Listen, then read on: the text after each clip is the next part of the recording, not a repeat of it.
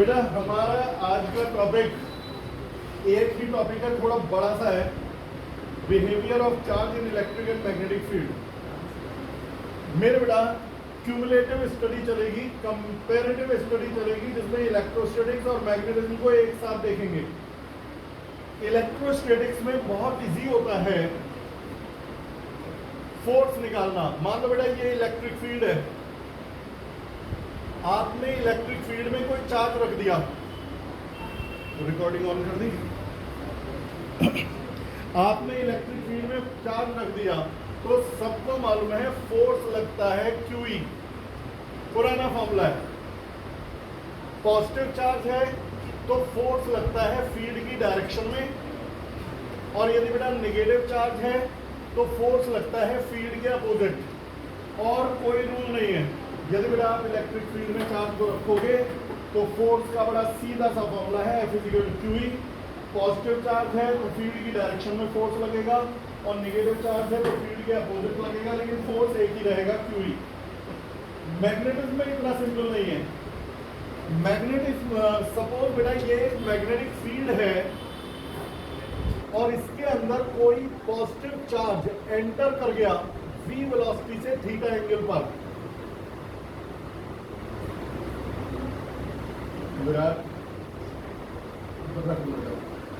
मान लो बेटा कोई चार्ज v वेलोसिटी से थीटा एंगल पर एंटर कर गया, तो मैग्नेटिक फोर्स का फॉर्मूला भी थोड़ा सा अलग है, वेलोसिटी डिपेंडेंट, एंगल डिपेंडेंट, और डायरेक्शन निकालने का तरीका भी अलग है। फोर्स का फॉर्मूला होता है QVB sin थीटा।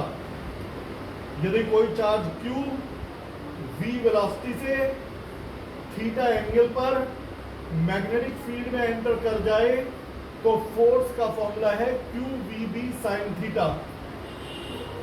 चार्ज बिगर होगा तो फोर्स ज्यादा लगेंगे, वेलोसिटी लार्ज होगी तो फोर्स ज्यादा लगेंगे, मैग्नेटिक फील्ड स्ट्रांग होगा तो फोर्स ज्यादा लगेंगे, और एंगल डिपेंडेंट भी है, यानी कि एंगल बदलेगा तो फोर्स बदल जाएगा। यहां पर ना तो वेलोसिटी डिपेंडेंसी थी ना कोई एंगल की डिपेंडेंसी थी, बस दो चीजों पर डिपेंड करता था, चार्ज और इलेक्ट्रिक फील्ड पर। यहां चार्ज और मैग्नेटिक फील्ड के अलावा वेलोसिटी और एंगल पर डिपेंड करता है। इसके अलावा इसमें डायरेक्शन निकालने का बड़ा सिंपल सा फंडा था। पॉजिटिव चार्ज है तो it is pulled in the direction of field, negative charge है तो पुल्ड अगेंस्ट द फील्ड। लेकिन इस दूसरे केस में यहां पर लेफ्ट हैंड रूल लगेगा। आप अपने लेफ्ट हैंड की तीनों फिंगर, यानी कि एक थंब, फोर फिंगर और मिड फिंगर एक दूसरे के परपेंडिकुलर कर लीजिए। ये होता है B मैग्नेटिक फील्ड, ये होती है वेलोसिटी, और ये होता है फोर्स।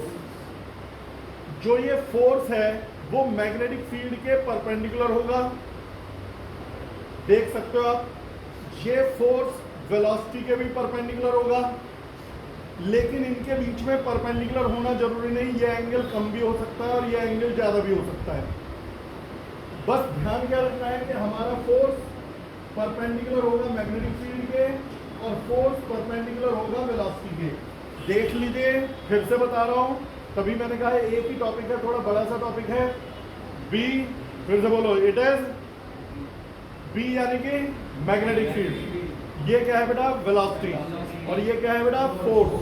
फोर्स किसके परपेंडिकुलर होना जरूरी है? B। और दूसरा velocity.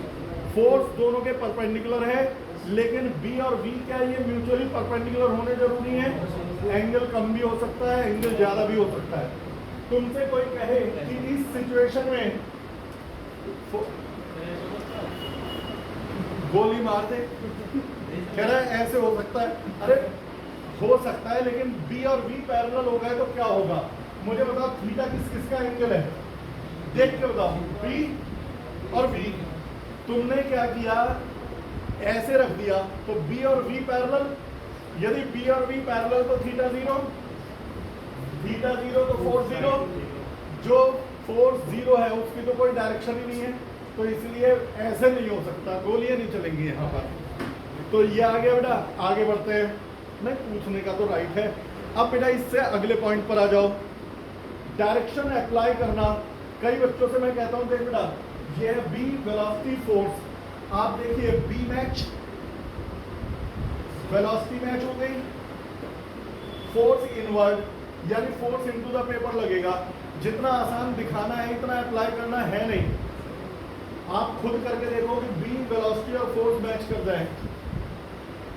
Right hand left hand से कर रहा है, ये लेफ्ट हैंड रूल है। पहले देखो मेरी फिंगर बी मैच हो गई, वेलोसिटी मैच हो गई, फोर्स। बेटा बालक यूं नाचते रह जाते हैं, मैं इसलिए सिखा रहा हूं तीनों फिंगर एक साथ मत खोलो, पहले आप बी मैच कराओ।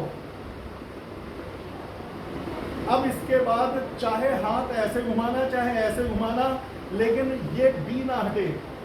अब मिड फिंगर खोलो, थंब नहीं, मिड फिंगर, और हाथ को ऐसे घुमाओ कि बी वही मैच रहे और वेलोसिटी भी मैच हो जाए। हो गई? जब बी और बी वेलोसिटी मैच हो जाए तो थंब को खोलो, फोर्स मिल जाएगा। मैं अभी 2-3 एग्जाम्पल से बताऊंगा ये बी वेलोसिटी और फोर्स जितना सिंपल है इसे अप्लाई कैसे करें। अगले केस में देखिए इधर मान लो बेटा ये है बी, बी का यदि ऐसे बनाऊं तो इनवर्ड, और पार्टिकल की वेलोसिटी यहाँ है, मेरे से कह रहे फोर्स बताओ। 3 फिंगर है, क्या है ये बी वेलोसिटी फोर्स, मैं तीनों कभी नहीं खोलता, पहले B inward, velocity match, force upward लगेगा। समझ में आ गया? अच्छा ये रहा बी, ये है वेलोसिटी, फोर्स बताना है, जल्दीबाजी नहीं, चार्ज पॉजिटिव है, अभी मैं सिर्फ पॉजिटिव चार्ज की बात कर रहा हूँ, नेगेटिव की 2 मिनट बाद। अप्लाई भी कर लिया? देख ट्राई जरूर करना, नहीं तो फिर मैं ही कर पाऊंगा। B match, velocity match, force. चल भाई एक और बता दो, यदि वो भी बता दिया फिर तो कर ही दोगे। बी वेलोसिटी, बी वेलोसिटी, समझ में आ गया? तो यानी कि आपको फोर्स की डायरेक्शन निकालनी तो आ गई, लेकिन दिक्कत यह है ये रूल सिर्फ पॉजिटिव चार्ज के लिए है।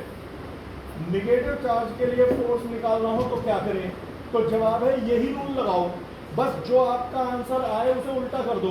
यानी कि यदि ये पॉजिटिव चार्ज है बी वेलोसिटी फोर्स, आप कह रहे हो आउटवर्ड, यदि मैं आपसे कह दूं निगेटिव चार्ज है तो आप कुछ मत करना, रूल यही लगाना बी वेलोसिटी फोर्स। थंब कहे आउटवर्ड तो इनवर्ड लिख के आ जाना, थंब कहे राइट तो लेफ्ट लिखे आना, क्योंकि नेगेटिव चार्ज का फोर्स पॉजिटिव चार्ज से उल्टा चलता है। तो रूल दोनों मत लगाओ, आप हमेशा रूल पॉजिटिव चार्ज वाला लगाओ, यानी left hand rule. Positive charge है तो जिधर आपका थंब दिखाएगा वही फोर्स की डायरेक्शन है। यदि नेगेटिव चार्ज है तो जो थंब बोलेगा उसकी उल्टी डायरेक्शन कर देना, थंब कहेगा कुछ भी। अब ये बताओ ये डॉट डॉट डॉट, यानी कि डॉट का मतलब होता है आउटवर्ड मैग्नेटिक फील्ड, ये है आउटवर्ड मैग्नेटिक फील्ड। एक पॉजिटिव चार्ज यहां जा रहा है, इस पर आप अप्लाई करिए left hand rule positive charge के लिए। पहले तीनों फिंगर नहीं, B velocity force, B outward, dot का मतलब आउटवर्ड, वेलोसिटी फोर्स। क्या कह रहा है फोर्स किधर दिख रहा है, अपवर्ड या डाउनवर्ड? जोर से बोलो। यदि ये निगेटिव चार्ज होता, ये प्लस की बजाय माइनस होता, तो हम सिर्फ अपवर्ड की बजाय डाउनवर्ड लिख देते और कुछ नहीं करते। जिसको समझ में आ गया तो बेटा क्या समझ में आया कि हम लोग लेफ्ट हैंड रूल किसके लिए बनाया गया है, पॉजिटिव, और यदि निगेटिव हो तो भी लगाएंगे तो लेफ्ट हैंड, लेकिन डायरेक्शन को उल्टा बना देंगे। अब आते हैं बहुत सारे केस, कंपैरेटिव स्टडी शुरू। इलेक्ट्रिक और मैग्नेटिक, बेटा बिल्कुल पिन ड्रॉप साइलेंस रखिए। पहले मैं पॉजिटिव चार्ज और नेगेटिव चार्ज के बारे में सब कुछ स्टडी कर रहा हूँ। राइट हैंड का रूल आएगा इलेक्ट्रोमैग्नेटिक इंडक्शन में, यहां पर आएगा लेफ्ट हैंड रूल। मेरे बेटा एक पहला केस सुनिए, फर्स्ट केस तब क्या होगा, सारे केस लेंगे, चार्ज इलेक्ट्रिक फील्ड के पैरेलल आ जाए, परपेंडिकुलर आ जाए, इंक्लाइन आ जाए, क्या होगा, यदि इलेक्ट्रिक फील्ड के पैरेलल चार्ज एंटर कर जाए, पहले रेस्ट से शुरू करते हैं, यदि कोई चार्ज इलेक्ट्रिक फील्ड में रेस्ट पर है, if plus Q is at rest in electric field, और यहां पर बिल्कुल एक जैसा plus Q is at rest, plus Q is at rest in magnetic field, दोनों में जरा अंतर देखो, यदि इलेक्ट्रिक फील्ड में रेस्ट पर है तो फोर्स कितना लगेगा, तो जवाब बेटा फोर्स का फॉर्मूला होता है क्यू, क्यू प्रेजेंट है, हाँ, ई प्रेजेंट है, बिल्कुल है, यदि क्यू भी प्रेजेंट है, ई भी प्रेजेंट है, तो फोर्स पक्का लगेगा। फोर्स किधर लगेगा, पॉजिटिव चार्ज है तो फील्ड की डायरेक्शन में, कितना फोर्स लगेगा बेटा, क्यूई, फोर्स होगा क्यूई तो एक्सेलरेशन होगा क्यूई अपॉन एम, एक्सेलरेशन होगा तो स्पीड बढ़ेगी, तो इसकी स्पीड बढ़नी शुरू हो जाएगी, तो हम क्या लिखेंगे, if charge is placed at rest in electric field it experiences a force QE in the direction of field, therefore it gains the acceleration QE upon m, और due to acceleration its speed is increased continuously, और ये बढ़ता जाएगा, speed up हो जाएगा, ठीक है बेटा, it will be accelerated। अच्छा, यहां पर यदि मैग्नेटिक फील्ड में रेस्ट पर है, तो मैग्नेटिक फील्ड में रेस्ट पर है तो it will remain at rest, it will remain at rest, क्यों, फोर्स का फॉर्मूला मैग्नेटिक का है क्यू बी साइन थीटा, जब आपने रेस्ट पर रखा तो वेलोसिटी जीरो, रेस्ट पर रखा तो वेलोसिटी कितनी है, जीरो, यदि वेलोसिटी जीरो है तो फोर्स जीरो, फोर्स जीरो है तो बेटा जब फोर्स ही नहीं लगा तो रुका है तो रुका ही रहेगा, if charge was at rest it will remain at rest। तो इलेक्ट्रिक फील्ड और मैग्नेटिक में पहला अंतर क्या देखा, यदि इलेक्ट्रिक फील्ड में चार्ज को रेस्ट पर रखोगे तो वो रेस्ट पर नहीं रहेगा, वो फील्ड की डायरेक्शन में एक्सेलरेट हो जाएगा, और यदि आप मैग्नेटिक फील्ड में चार्ज को रेस्ट पर रखोगे तो वो रेस्ट पर ही पड़ा रहेगा।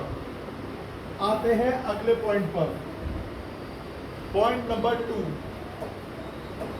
तब क्या होगा यदि इलेक्ट्रिक फील्ड के पैरेलल चार्ज को भेज दिया जाए, और अभी फिर सिर्फ मैं जो बात कर रहा हूँ पॉजिटिव चार्ज भी कर रहा हूँ, नेगेटिव के लिए बस उल्टा करना है, वो मैं अभी सिखा दूंगा, पहले एक बार पॉजिटिव की स्टडी हो जाए। मेरे बेटा पहला है इलेक्ट्रिक के पैरेलल चार्ज घुस जाए, और दूसरा है मैग्नेटिक फील्ड के पैरेलल चार्ज घुस जाए।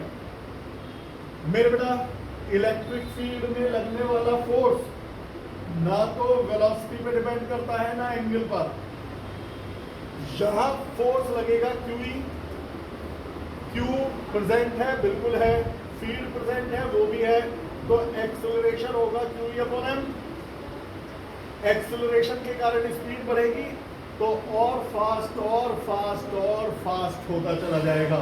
यदि कोई चार्ज इलेक्ट्रिक फील्ड के पैरेलल एंटर हो गया तो वो अपनी स्पीड बढ़ानी शुरू कर देगा, और बढ़ते बढ़ते वो अपना गेन कर लेगा हाई स्पीड। मैग्नेटिज्म में क्या होता है बेटा, फोर्स का फॉर्मूला है क्यूबी साइन थीटा। अब जब हमारी वेलोसिटी मैग्नेटिक फील्ड के पैरेलल है तो थीटा तो जीरो हो गया। तुम देखो जब मैंने फॉर्मूला पहली बार बताया था तो मैंने थीटा क्या कहा था, मैंने दिया था theta is the angle between velocity and magnetic field.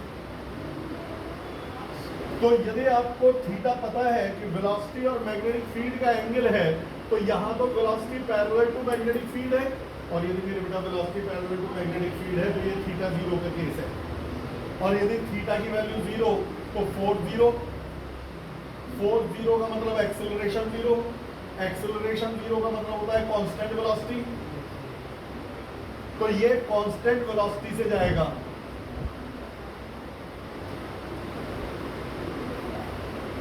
एक जैसे केस देख रहे हो, इलेक्ट्रिक के पैरेलल घुसा तो स्पीड बढ़ाता चला गया, मैग्नेटिक के पैरेलल गया तो कांस्टेंट वेलोसिटी से गया। अभी तक दो केस बताए, इलेक्ट्रिक फील्ड में रेस्ट पर रखा तो वो चल पड़ा, एक्सेलरेट हो गया फील्ड की डायरेक्शन में। मैग्नेटिक फील्ड में रेस्ट पे रखा तो वो रेस्ट पे ही रहा। इलेक्ट्रिक के पैरेलल भेजा तो स्पीड अप हो गया। मैग्नेटिक के पैरेलल भेजा तो फोर्स ही नहीं लगा, फोर्स नहीं लगा तो एक्सेलरेशन नहीं हुआ, और एक्सेलरेशन नहीं हुआ तो कांस्टेंट वेलोसिटी से चलता चला। अब आता है अगला केस। यदि बेटा इलेक्ट्रिक फील्ड के परपेंडिकुलर चला जाए चार्ज और मैग्नेटिक फील्ड के परपेंडिकुलर चला जाए चार्ज। देख बेटा, चार्ज, तुम्हें एक बात पता है, इलेक्ट्रिक फील्ड में बड़ी आसान सी कहानी है। पॉजिटिव चार्ज है तो फील्ड की डायरेक्शन में फोर्स लगेगा, यानी कि मेरा चार्ज भले ही यहां जा रहा है, फोर्स इधर ही लगेगा, और यदि फोर्स इधर लगेगा तो वो धीरे धीरे घूमता चला जाएगा फील्ड की डायरेक्शन में। तुम बताओ, एक बॉडी यहां जा रही है और फोर्स इधर लग रहा है फील्ड की डायरेक्शन में, तो ये यहां गया, फोर्स इधर लगा, यहां गया, फोर्स इधर लगा, तो धीरे धीरे बेंड होता चला जाएगा। कैसा पाथ रहेगा इसका?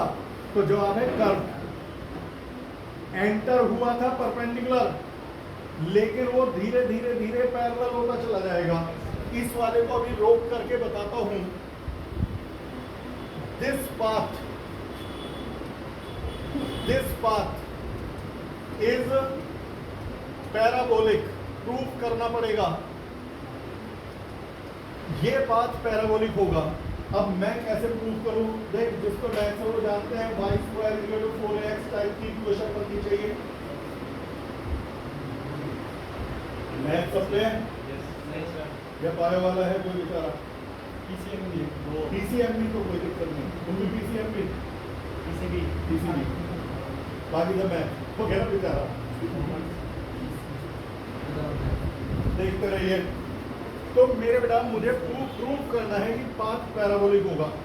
जरा पिन ड्रॉप साइलेंस रखिए मेरे बेटा। इसको थोड़ा बड़ा फिगर बना रहा हूं। Charge enters perpendicular to the field with velocity u। Force लगेगा इस डायरेक्शन में, फोर्स होगा QE, एक्सेलरेशन होगा QE/m। जहां से एंटर हुआ उसे ले लेते हैं ओरिजिन। जिसने बेटा देख बोर्ड से दिमाग हटाया, ये मैं पक्का बता रहा हूं, फिर वो समझ में नहीं आने का। अभी समझ लो तो बढ़िया है, कम से कम आपको अपनी दिक्कत पता चल जाएगी, कौन से पॉइंट में प्रॉब्लम है तो क्लियर कर लोगे। चार्ज एंटर हुआ फील्ड के परपेंडिकुलर, कौन से फील्ड के? इलेक्ट्रिक। जहां से एंटर हुआ उसे ओरिजिन, सामने x एक्सेस, ऊपर y एक्सेस, और ये मुड़ता चला गया। थोड़ी देर के बाद जब ये यहां पहुंच गया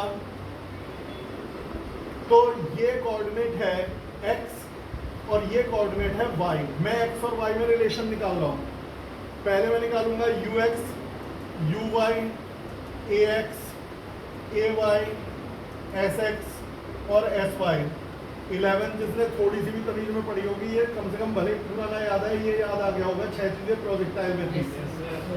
अब आप लोग जरा एक एक करके बताओ, इनिशियल वेलोसिटी u किस डायरेक्शन में थी, x या y? uy = u, ux is 0। यानी इनिशियल वेलोसिटी x के अलोंग में थी नहीं, y के अलोंग में थी। फोर्स QE किस डायरेक्शन में लगा? फील्ड की डायरेक्शन में। Positive charges pulled in the direction of field, तो फोर्स किधर लगेगा? फील्ड की डायरेक्शन में। एक्सेलरेशन कहां होगा? फील्ड की डायरेक्शन में, और फील्ड की डायरेक्शन है x एक्सिस वाली डायरेक्शन, तो एक्सेलरेशन होगा x के अलोंग। तो एक्सेलरेशन होगा ax QE/m, ay 0। क्योंकि फोर्स x के अलोंग है तो एक्सेलरेशन भी x के अलोंग है, QE/m। y के अलोंग कोई फोर्स नहीं तो y के अलोंग कोई एक्सेलरेशन भी नहीं। अब आइए डिस्प्लेसमेंट। डिस्प्लेसमेंट x के अलोंग है x, और डिस्प्लेसमेंट y के अलोंग है y। x के अलोंग कितना चला? x। y के अलोंग कितना चला? y। फिर से बताओ, इनिशियल वेलोसिटी x के अलोंग थी या y के? uy, ux 0। एक्सेलरेशन किसके अलोंग था? तो ax, y 0, डिस्प्लेसमेंट दोनों के अलोंग था।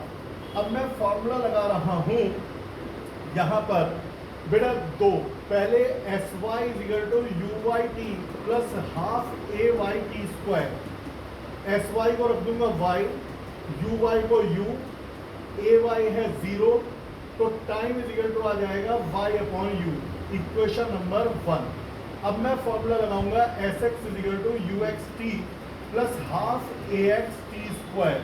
एस एक्स को रखूंगा x, यू एक्स को रखूंगा 0, हाफ ए एक्स को रखूंगा क्यू बी अपॉन एम, और टी स्क्वायर का मतलब Y square upon U square.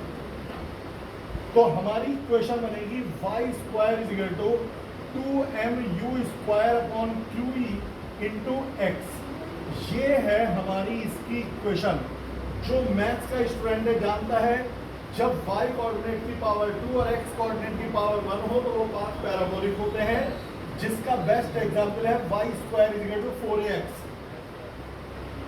यदि बेटा x कोऑर्डिनेट और y कोऑर्डिनेट दोनों की पावर 1 हो तो स्ट्रेट लाइन है, और y और x में किसी भी एक की पावर 2 और दूसरे की 1 हो तो पैराबोला। दोनों की पावर 2 हो तो वो सर्किल भी हो सकता है, एलिप्स भी और हाइपरबोला भी। सर्किल होगा तो X square plus Y square equal to R square को फॉलो करेगा।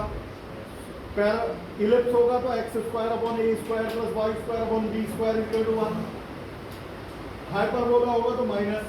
तो 100 बात की एक बात, यदि एक्स कोऑर्डिनेट और वाई कोऑर्डिनेट दोनों की पावर 1 है तो स्ट्रेट लाइन, किसी एक की पावर 1 और दूसरे की पावर 2 है तो वो पैराबोला। मुझे आगे चाहिए ही नहीं, मैं कोई मैथ का लेक्चर थोड़ी ले रहा हूँ, मुझे तो पता चल गया y की पावर 2, x की पावर 1, तो ये है पैराबोला। तो ये कई बार बोर्ड में भी आ चुका है कि प्रूव करिए जब कोई चार्ज इलेक्ट्रिक फील्ड के परपेंडिकुलर जाता है तो वो पैराबोलिक पाथ पर चलता है। तो आपको यही प्रूफ दिखाना पड़ेगा। आपने प्रूफ कर दिया कि यदि चार्ज इलेक्ट्रिक फील्ड के परपेंडिकुलर जाएगा तो पैराबोलिक पाथ पर चल करके जाएगा। तुम देखो पहला पार्ट बड़ा आसान था, इलेक्ट्रिक फील्ड में रेस्ट पर रखा तो एक्सेलरेट हो गया, मैग्नेटिक में रेस्ट पर रखा तो रेस्ट पे ही रहा, वेलोसिटी 0 थी तो फोर्स 0 हो गया।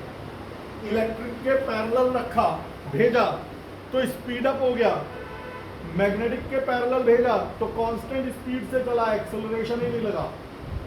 इलेक्ट्रिक के परपेंडिकुलर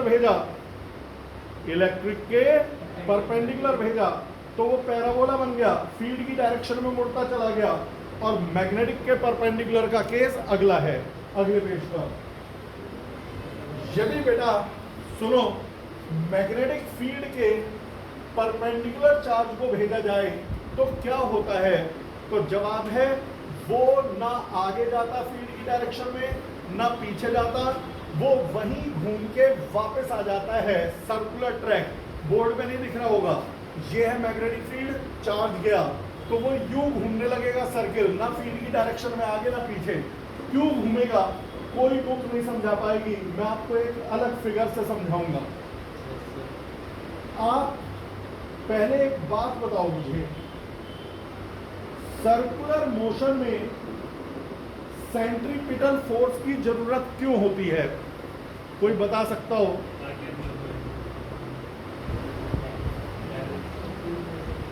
बगैर सेंट्रीपिटल फोर्स के सर्कुलर मोशन क्यों नहीं होते?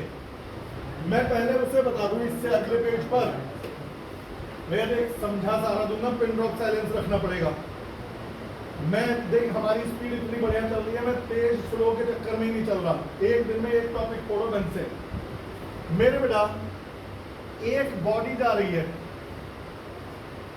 यदि आप जिस डायरेक्शन में जा रही है उसी डायरेक्शन में फोर्स लगा दो तो स्पीड बढ़ जाती है। वाह वाह, कितनी बड़ी बात। यदि बॉडी जा रही है उसी डायरेक्शन में फोर्स लगाओ तो स्पीड बढ़ गई। अच्छा, जा रही है अपोजिट डायरेक्शन में फोर्स लगाओ तो स्पीड कम हो गई, लेकिन जा रही है उसके परपेंडिकुलर फोर्स लगाओ तो डायरेक्शन चेंज। जब आपको डायरेक्शन चेंज करनी होती है तो मोशन के परपेंडिकुलर फोर्स लगाना पड़ता है। अब एक बॉडी यहां जा रही है, मैं चाहता हूं डायरेक्शन बदल जाए, तो मैं इसके परपेंडिकुलर फोर्स लगाऊंगा तो डायरेक्शन बदल जाएगी। मैं फिर परपेंडिकुलर फोर्स लगाऊंगा तो डायरेक्शन बदल जाएगी। मैं फिर परपेंडिकुलर फोर्स लगाऊंगा तो डायरेक्शन बदल जाएगी। मैं फिर परपेंडिकुलर फोर्स लगाऊंगा, फिर डायरेक्शन बदल जाएगी। मैं फिर परपेंडिकुलर फोर्स लगाऊंगा, डायरेक्शन फिर बदल जाएगी। यानी मैंने बॉडी को घुमा दिया, लेकिन घुमाने के लिए मुझे लगातार फोर्स लगाना पड़ा। वो फोर्स मोशन के परपेंडिकुलर था। इन फोर्सेस को आगे बढ़ाया तो ये सर्किल के सेंटर पर मिल गए। यही फोर्स कहलाते हैं centripetal force. Centripetal force motion के परपेंडिकुलर होता है, इसलिए सेंट्रीपिटल फोर्स डायरेक्शन चेंज करने के काम आता है। सर्कुलर मोशन बिना डायरेक्शन चेंज किए हो ही नहीं सकता। तुम बताओ, इसकी डायरेक्शन बदलेगी तभी तो सर्कुलर ट्रैक पर आएगा। मैं कहूं डायरेक्शन मत बदलो तो सर्किल पे जा ही नहीं सकता। सर्कुलर मोशन में डायरेक्शन लगातार बदलनी पड़ती है, और डायरेक्शन बदलने के लिए मोशन के परपेंडिकुलर हमेशा एक फोर्स चाहिए। अब मोशन हो रहा है, ध्यान से सुनिए, मोशन हो रहा है सर्कमफ्रेंस के अलोंग, और हमें चाहिए मोशन के परपेंडिकुलर फोर्स, सर्कमफ्रेंस के परपेंडिकुलर फोर्स। मोशन हो रहा है सर्कमफ्रेंस पर, फोर्स चाहिए उसके परपेंडिकुलर। मोशन यहां, फोर्स यहां, यही सेंट्रीपिटल फोर्स है। कोई आपसे कहे सेंट्रीपिटल फोर्स के बगैर सर्कुलर मोशन क्यों नहीं होता? क्योंकि सेंट्रीपिटल फोर्स ही तो वो फोर्स है जो मोशन की डायरेक्शन को बदलता है। यदि मोशन की डायरेक्शन नहीं बदली जाएगी तो सर्कुलर मोशन हो ही नहीं सकता। समझ में आ गया? चलिए जी, सेंट्रीपिटल फोर्स की वैल्यू mv² होनी चाहिए। 11th में प्रूफ था, प्रूफ की तो जरूरत है नहीं, यहाँ पर बस याद रख लेना सेंट्रीपिटल फोर्स mv² के बराबर होना चाहिए। फिर भी यदि किसकी अंतरात्मा फड़फड़ा रही हो कि ये प्रूफ कहाँ से आया तो मुझे बता देना, रिकॉर्डिंग भेज दूंगा। वैसे मुझे लगता नहीं किसी की आत्मा इतनी बेचैन होगी जानने के लिए कि ये फॉर्मूला कहाँ से आया। वो भी जब पता है कि डेरिवेशन कंपटीशन में आते नहीं, 12th में कोई पूछेगा नहीं। चल भाई वापस अपने पर। मैं ये बताना चाह रहा था, यदि चार्ज मैग्नेटिक फील्ड के परपेंडिकुलर चला जाए तो क्या होगा? मैंने बोल तो दिया सर्कुलर मोशन होगा, लेकिन क्यों? सुनिए, आप ना फील्ड ऐसे मत बनाओ, फील्ड बनाओ क्रॉस, और अब समझने पे दिमाग लगा दो। ऐसे टॉपिक गला खराब करवा देते हैं चिल्ला चिल्ला के, लेकिन एक बार समझ में आ जाए तो फिर ये भूलते नहीं। ये है मैग्नेटिक फील्ड। पहले मैंने मैग्नेटिक फील्ड कैसे बनाया था? राइट। अब मैंने इनटू द पेपर बना दिया। चार्ज मैग्नेटिक फील्ड के परपेंडिकुलर एंटर कर गया। ये चार्ज मैग्नेटिक फील्ड के एंटर, अब बेटा ओए प्रभु बोले मत, चार्ज मैग्नेटिक फील्ड के परपेंडिकुलर एंटर कर गया। अब देखते हैं क्या होगा। चार्ज यहां जा रहा है, चार्ज यहां जा रहा है, B वेलोसिटी फोर्स, इस पे मैग्नेटिक फोर्स लगेगा इधर, B वेलोसिटी फोर्स कितना लगेगा? तो जवाब है QVB। तुम कहोगे साइन थीटा कहाँ गया? थीटा 90। थीटा किस किस का एंगल था? B और वेलोसिटी का। B है इनवर्ड, वेलोसिटी दिस वे, तो मैं साइन 90 क्यों लिखूंगा? मैं तो 1 लिख दूंगा QVB। चलो जी आ गया। अच्छा, वेलोसिटी के परपेंडिकुलर फोर्स लगा तो डायरेक्शन बदल गई, B इनवर्ड, अब वेलोसिटी यहां है, फोर्स इधर लगेगा,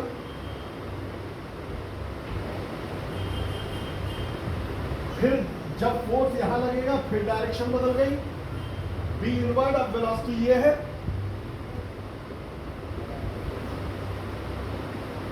डायरेक्शन फिर बदल गई, अब B इनवर्ड, वेलोसिटी यहां है, जिसको समझ में आ गया हाथ उठा दे दो बेटा, दिक्कत तो नहीं आई।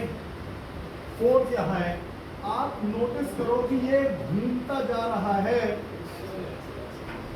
और ये जो फोर्स है QBB वो सारा ही लौट गया। इतना थोड़ी कहा, यहां पे दिक्कत आ रही है। B velocity force, B velocity force. यदि ऐसे दिक्कत हो ना, पहले यहां पे बना दे B वेलोसिटी फोर्स, इस जगह पे चेक कर,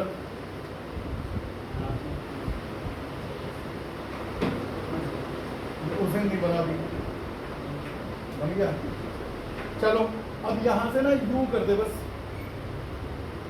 चलो यहां पर ये आ गया। अच्छा अब मैं आपसे पूछ रहा हूं, ये फोर्स कौन सा है? QBB। इसे आगे बढ़ाओ तो सेंटर पे मिल गया, यानी QBB सेंटर की तरफ डायरेक्टेड है।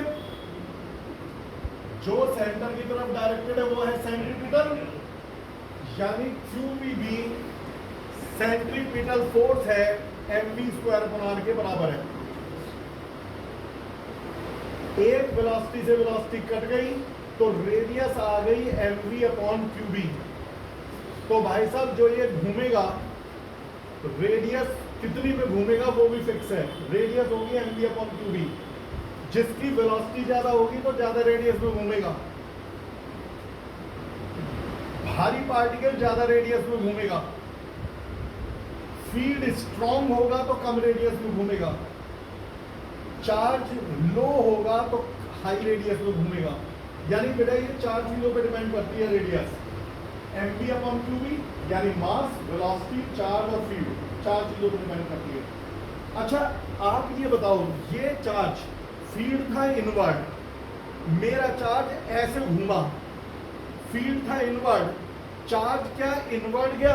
नहीं, फील्ड की डायरेक्शन में नहीं गया। चार्ज क्या आउटवर्ड आया? नहीं, फील्ड के अपोजिट भी नहीं आया। मेरा चार्ज ना तो फील्ड की डायरेक्शन में आगे गया, ना चार्ज फील्ड के अपोजिट आया, फील्ड के परपेंडिकुलर घूमने लगा।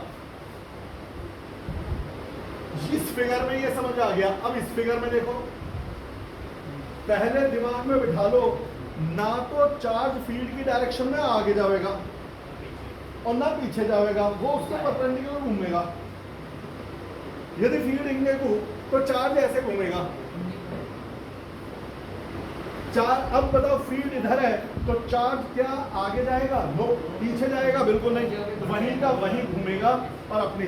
तभी मैंने कहा था ये ऐसे घूमेगा। बोर्ड पे तो अब भी सही नहीं बन रहा है, ये घूम रहा है। समझ में आ गया? क्या सीखा? इलेक्ट्रिक और मैग्नेटिक दोनों के परपेंडिकुलर वाले केस बढ़िया थे।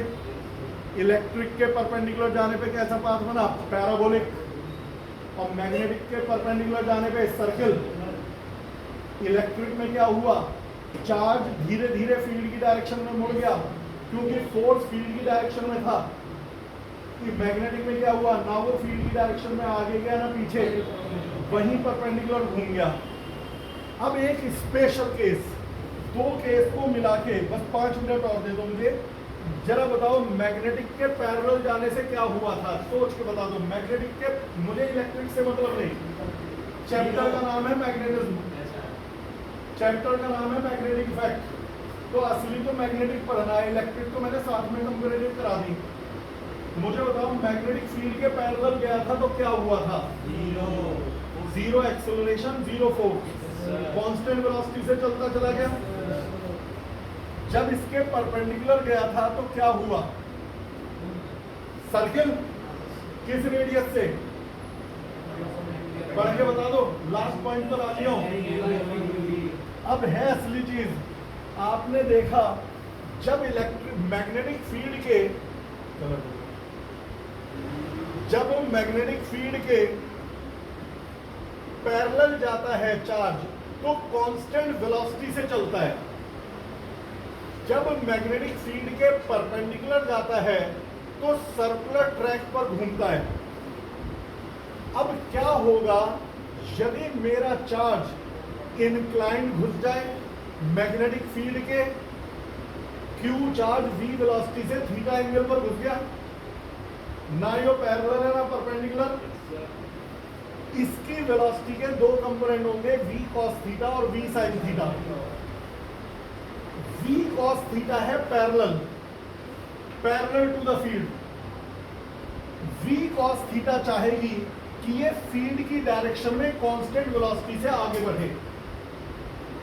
जो वेलोसिटी फील्ड के पैरेलल है वो चाहती है कांस्टेंट वेलोसिटी से आगे बढ़े, लेकिन v sin थीटा फील्ड के परपेंडिकुलर है, वो चाहती है कि ये घूमे। v cos थीटा कहती है तमीज से कांस्टेंट वेलोसिटी में आगे बढ़ो, v sin थीटा कहती है आगे मत बढ़ो, वही घूमो। तो v cos थीटा चाहती है आगे बढ़े, v sin थीटा है चाहती है घूमे, यहां दोनों है तो ये घूमते हुए आगे बढ़ेगा लाइक स्प्रिंग, ये ऐसे जाएगा। यानी v sin थीटा तो इसे घुमा रहा है और v cos थीटा इसे आगे बढ़ा रहा है, तो ये घूमते घूमते आगे बढ़ रहा है। लाइक इसे बोलते हैं helical path, it is like spring. इसमें रोटेशन भी है और लीनियर मोशन भी है। इसे घुमाने की जो रेडियस होगी, रेडियस का फॉर्मूला यदि भूले ना हो तो वो था mv/qb, लेकिन ध्यान दिया जाए रेडियस mv/qb थी तब थी जब v वेलोसिटी फील्ड के परपेंडिकुलर थी। v वेलोसिटी फील्ड के परपेंडिकुलर थी, अब की बार v नहीं, v sin थीटा वेलोसिटी ने घुमाया है। इस बार घुमाने के लिए जिम्मेदार वेलोसिटी कौन सी है, v cos थीटा या v sin थीटा? तो mv sin थीटा/qb ये है रेडियस का फॉर्मूला। कोई कहे कि v sin थीटा क्यों आया? भाई साहब घुमाने के लिए जिम्मेदारी वो है, इतनी वेलोसिटी से घूमेगा, इतनी रेडियस में, और आगे बढ़ता जाएगा। और आगे बढ़ने की वेलोसिटी क्या होगी? आगे बढ़ने की horizontal velocity v cos theta, आगे ले जा रहा है v cos थीटा। तो ये थी हमारी एक क्यूमुलेटिव स्टडी जिसमें मैंने इलेक्ट्रिक और मैग्नेटिक फील्ड के अंदर चार्जेस के सारे पॉइंट क्लियर कर दिए। अब नेक्स्ट टॉपिक, कल तो टेस्ट का दिन है, किसी को रिवाइज करना हो कोई टॉपिक तो मेरे को लिख के डाल देना, वीडियो भेज दूंगा। फिलहाल परसों इसे आगे बढ़ाऊंगा। और एक लास्ट बात बोल के जा रहा हूँ, एक भी दिन एब्सेंट होते हो तो बेटा अपने रेस्ट पे होना।